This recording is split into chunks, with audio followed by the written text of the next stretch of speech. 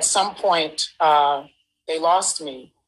I woke up some days later, a couple of days later, and the first thing I remember is the team of doctors standing around me and asking me if I knew what year it was. Wait, when you say they lost you, can you clarify what that means? Yeah, I died. And the next thing, it was some days later. I remember waking up in ICU and the doctor asking me if I remembered what year it was. I'm sorry, not what day, if I knew what year it was.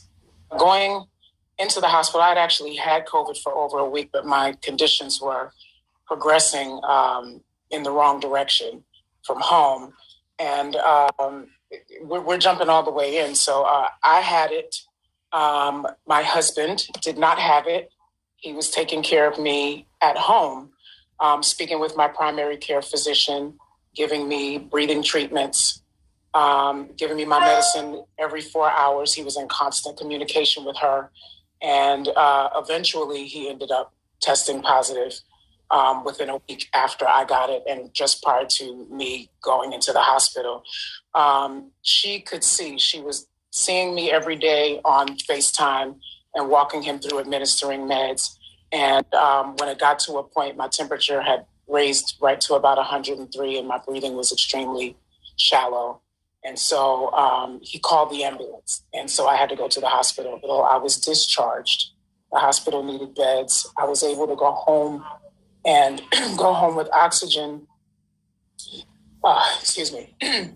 And go home with oxygen and have home health aides come check on me throughout the week, which is what happened for a period of 4 weeks after being released from the hospital. So people were definitely seeing me. The people that could actually say something are not allowed to because of HIPAA law.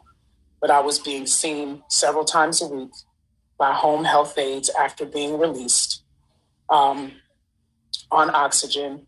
And I actually just got my first clean COVID test probably exactly a week ago. So I have what is called long COVID. And I am facing a very uphill battle right now.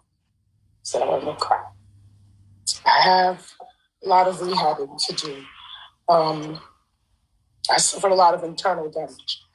And so I have a lot of rehabbing to do before I am able to be what I like to call concert ready again.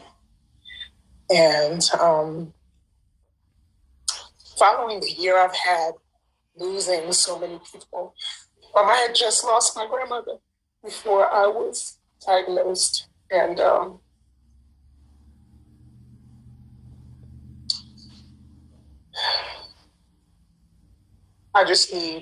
I feel like the only way I can focus on me is to actually focus on me.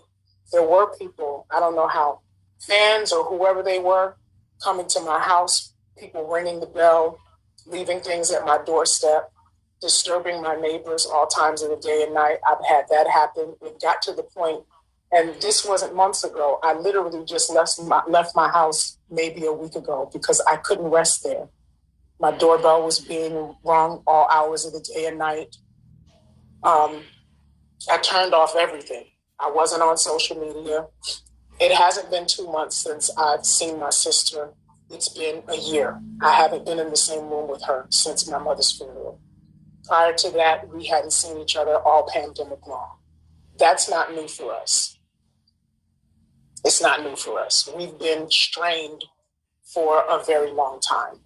I was never missing. I was in my home. I was being seen by doctors. First and foremost, the 2 people in the house with COVID, we both had COVID. There was no visiting. There was no visiting the house. We both had active COVID cases.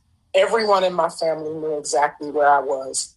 And I have to say that it's really disappointing that things came to this, but it was not true. And even when it comes to my daughter, I feel like she was easily manipulated. People are saying she's a kid. She's not a kid. She's 27 years old. She's my youngest. But in that situation, she was easily manipulated. And to go along with that, she's my baby. I have never been in danger. I am not in danger right now. I am focusing on putting myself first. Actually has to have an in-person interview with a police agency for them to personally look at her and accept that she's okay. So we've made arrangements to do that, and that'll take place in the next few days. Once that happens, then she'll come off of the National Registry. Well, I want Kelly to focus on getting through this part of it because of the emotional aspects that she's dealing with, not only from the illness and the residual impact of the illness, but just from the sense of betrayal she's dealing with from her family. I'll deal with the rest of it. There are some conversations that we are going to be having with respect to the fact that this was a false report of a crime. Just want to say thank you to everybody who was concerned. I want to say thank you for your prayers, for every vigil, for every person. This is a horrible situation. I would never misuse the justice system to push a personal vendetta or agenda that I had with anybody.